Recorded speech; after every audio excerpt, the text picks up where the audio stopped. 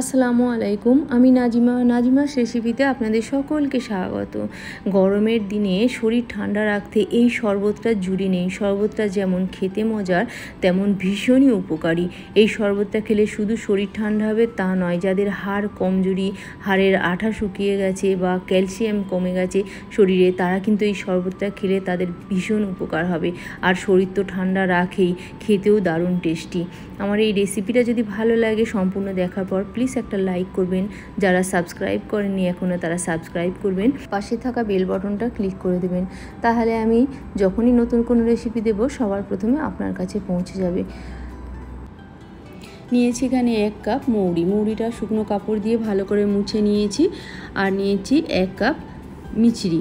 মৌরি কিন্তু খুব শরীর ঠান্ডা রাখতে সাহায্য করে, আর মিছরিও তাই চিনির পরিবর্তে মিছরিটাই নিতে হবে। নিয়েছি এখানে গুঁদ কাতিরা।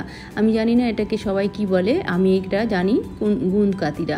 তবে এটা শরীর প্রচণ্ড ঠান্ডা রাখে। যাদের শরীর গরমের ধাত বা এই গরমে পেট গরম হয়ে যায় তারা কিন্তু এটা খেতে পারে। নিয়েছি এখানে চিয়া সিডেরও উপকারিতা অনেক, ওটাও শরীর ঠান্ডা রাখতে সাহায্য করে। নিয়েছি 14-15টা সবুজ ছোটো এলাচ, এটাও কিন্তু শরীর ঠান্ডা রাখে।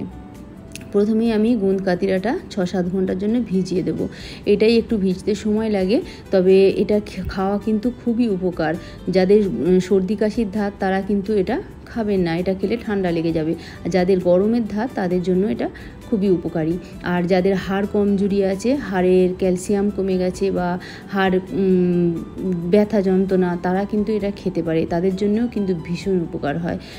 এটা আমি ভিজিয়ে দিলাম 6-7 ঘন্টার জন্য। দেখুন 6-7 ঘন্টা পর আমি এবার চিয়া সিডটা ভিজিয়ে দিচ্ছি সামান্য একটু পানি দিয়ে। চিয়া সিডটা ভিজতে মাত্র 10 মিনিট সময় লাগে, 10 মিনিটেই এটা ফুলে যায়। তো এবার একটা পাউডার করে নেব। মিক্সি জারের মধ্যে নিয়ে নিচ্ছি মৌরি, ছোটো এলাচ আর মিছরি, নিয়ে একদম মিহি করে একটা পাউডার করে নেব। এই পাউডারটা আগে থেকে রেডি করে রেখে দেবেন। যখনই শরবত খেতে ইচ্ছা করবে এই পাউডারটা জাস্ট 1 চামচ দিয়ে গুলবেন, হয়ে যাবে। আপনারা চাইলে পাউডারটা একটা চালনি দিয়ে চেলেও রাখতে পারেন। আমি খুব মিহি করে পাউডারটা করেছি, সেজন্য আর চালছি না। আমি একটা কাঁচের বয়মের মধ্যে এটা রেডি করে রেখে দেবো। এইভাবে শরবতটা বানানো ভীষণই সহজ, কিন্তু এর উপকারিতা অনেক গুণ বেশি। দেখুন,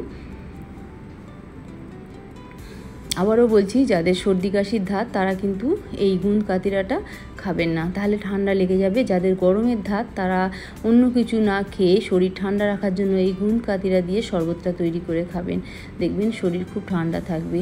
দেখুন 1 চামচ ওই পাউডারটা দিয়ে দিলাম, দিয়ে ঠান্ডা পানি দিয়ে 1 চামচ গুঁদ কাতিরা আর 2 চামচ চিয়া সিড দিয়ে দিলাম, দিয়ে একটু মিশিয়ে নেব।